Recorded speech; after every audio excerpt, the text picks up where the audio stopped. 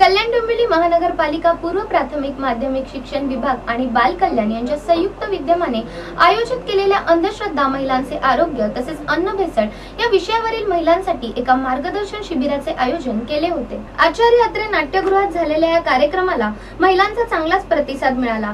परदेशात जाऊन वैद्यकीय शिक्षण घेणाऱ्या पहिल्या भारतीय महिला डॉक्टर आनंदी गोपाळ यांचा मृत्यूही अंधश्रद्धेतूनच झाल्याचे सांगून धारपुरे म्हणाल्या, वयाच्या अवघ्या 18व्या वर्षी त्या डॉक्टर झाल्या। 22व्या वर्षी त्या शिक्षण घेऊन भारतात परत आल्या। त्यांना आजार झाला तेव्हा देशी जुन्या पद्धतींची औषधे त्यांच्या प्रकृतीला साथ देत नव्हती। परदेशी आधुनिक औषधांची त्यांना गरज असतानाही केवळ अंधश्रद्धेसाठी त्यांना परदेशी औषधे वापरण्यास त्यांच्या कुटुंबियांनी विरोध केला।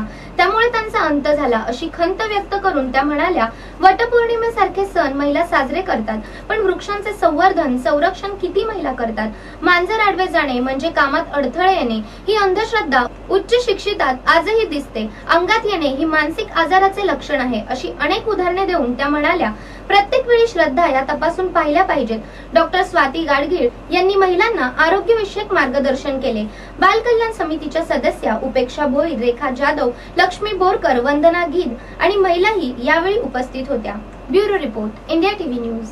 बाल कल्याण समितीतर्फे एक मार्गदर्शन शिबिर महिलांसाठी आपण आयोजन केलं आहे। त्यात आपण महत्त्वाचे मुद्दे, अन्न भेसळ ज्या मुद्द्यांकडे कोणी जास्त लक्ष देत नाही की महिलांशी रिलेटेड हे सर्व मुद्दे आहे, अन्न भेसळ, अंधश्रद्धा आणि महिला आरोग्य याविषयी आपण एक मार्गदर्शन शिबिर ठेवलं होतं आणि मार्गदर्शकांनी खूप सुंदर त्याचं एक मार्गदर्शन आपल्याला दिलेलं आहे।